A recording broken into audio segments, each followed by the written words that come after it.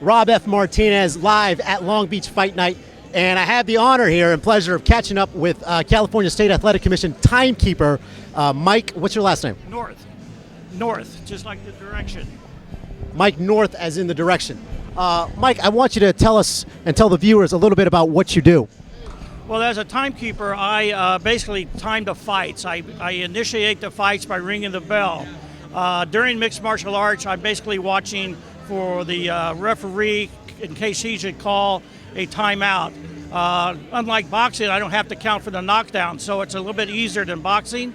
So during the fight, I'm just watching the fighters, I'm watching the referee, and then during the timeouts, where the what they call the 1 minute rest period, I'm also watching the referee to make sure he doesn't time a timeout unless in the event there's a cut or injury to a fighter, well, he may have to bring the ring doctor into the ring. How long have you been a timekeeper? I've been a timekeeper for 11 years. I got licensed in 1999, and I made my professional debut at the Hollywood Casino in Hollywood. What are some of the big bouts that you've been present at as a timekeeper? Well, I just recently did the Shane Mosley-Mora fight just about a month ago. I've been a timekeeper for Oscar De La Hoya, for Manny Pacquiao. I've been a timekeeper for Marco Antonio Barrera, Julio Cesar Chavez, and one time even George Foreman. You're obviously a veteran as a timekeeper, but is there any kind of pressure ever, especially for a big fight such as one of the ones that you mentioned, that perhaps maybe you're going to go a little too early, maybe too late, maybe not loud enough? Is there any pressure at all? Well, there is the pressure of staying focused, and what I recommend is that you get a good night's sleep, you get to the event early, you talk to the referee so he knows that you're the timekeeper, and the referee usually talks to you. Yeah, but basically you just have to stay focused, and that's the whole key of being a timekeeper, is having to focus on one thing for quite some period of time. Take, for instance, the Mora fight with Mosley. That went 12 rounds, 3-minute rounds. So the entire fight I'm focusing on timekeeping. So that's like a 47-minute period while I'm doing nothing but focusing on the fights. So it's something that you have to practice and work to, I think. You have to really practice at that and get some experience before they throw you on live HBO. If someone out there would like to become a timekeeper, how does one do that? Well, I spent 10 years doing amateur boxing, doing timekeeping. I was an amateur referee and judge, but my experience as a timekeeper in the amateurs is what got me licensed professionally in 1999. For those of you that, I don't know if you can actually see over here, we've got the tools of the trade. We've got, may I? Yeah. Let's pick it up. We've got a hammer here. It looks like a standard hammer. Regular claw hammer, yeah. How long is this? Does she have a name? The hammer doesn't have a name. No, I'm not that emotionally attached to the hammer. I've gone through about 3 or 4 of them since I've been a timekeeper. It's made in China. I'm not going to hold that against you. No, it serves its purpose as a hammer, and that's what it's for. And we have here a bell. What kind of bell is this?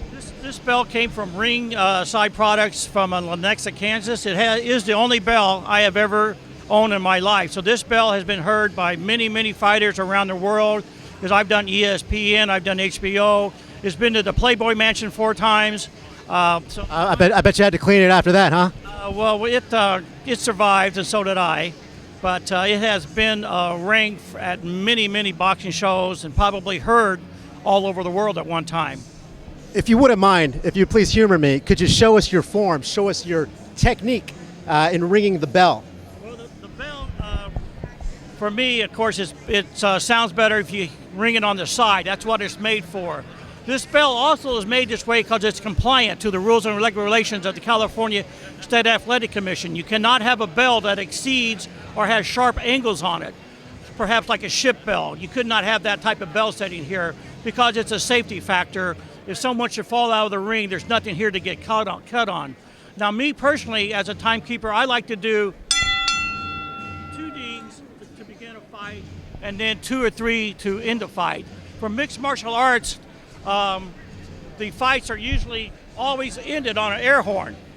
So a timekeeper always keeps an air horn with him, 1 or 2. This is brand new, so I only brought 1 tonight. So for mixed martial arts in California, you ring the bell to begin the fight, and you use the air horn to end the fight, to end the round. So I'm looking at that. That was excellent technique, if I may comment. I'm not a ring bell connoisseur, but that looked like it was excellent technique. Do you ever get a little flashy, perhaps? Maybe do you ever get flashy? Maybe it's a big fight. Maybe you do a little extra follow through, or you come up from the top and you wham it down. No, as a timekeeper, I'm just here to be a timekeeper, and I'm not in the spotlight. I very seldom get interviewed by anybody. I'm here to be a timekeeper, and I do that role. You don't expect to see yourself on the front page or anything. A timekeeper's job is to sit here and be a timekeeper, not to be flashy or not to be arrogant. Because that would be my problem. You know what I mean? You know, obviously there are a lot of beautiful women here at the MMA fights. Yes. So I think if I would notice them in the front row, I would get a little flashy. I might do a little bit of that. I might look at them and wink as I'm ringing the bell. Well, my wife is here also, so. I saw you're a married man. You are a gentleman, so that I also appreciate that as well. Yeah, but my wife enjoys coming to the fights, and yeah, you go to a lot of venues, you see a lot of different kinds of people, and usually just about everybody's very nice.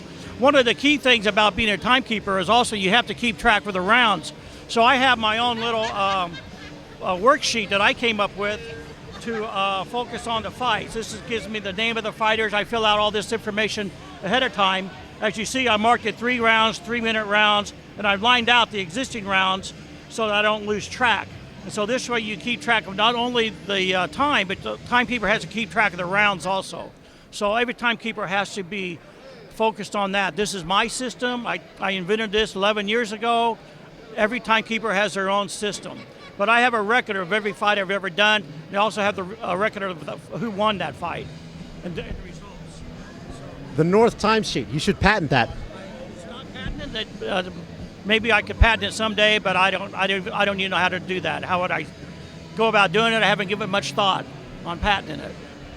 It's all business here ringside at the Long Beach Fight Night. Mike, I got to thank you for taking some time out. And you know what?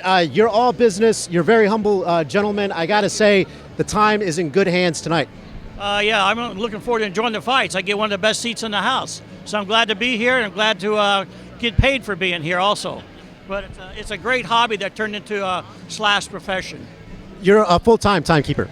I do timekeeping on assignments from the California State Athletic Commission. I do about 3 shows a month.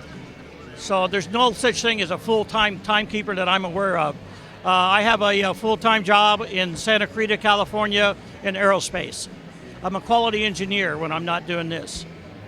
I guess that would make sense. You'd want an engineer doing the timekeeping. It's very precise, as opposed to someone who just sits around on Facebook all day in their cubicle, which is essentially what I do. I apply my own engineering techniques to the position, but mostly to be a timekeeper, you really have to focus. Before I became pro, I used to sit at home, watch the fights with my bell, and practice along with TV. And you just really have to train yourself. You have to train yourself to stay focused at all times during the duration of the fight. Of course, you'll see tonight that the timekeeper also works with the ring announcer for introductions to the fighter. So the timekeeper is a very busy job. And I really enjoy it. I've enjoyed the years I've had with the California State Athletic Commission, and looking forward to many more. Mike, I got to thank you for taking the time out. Enjoy the fights.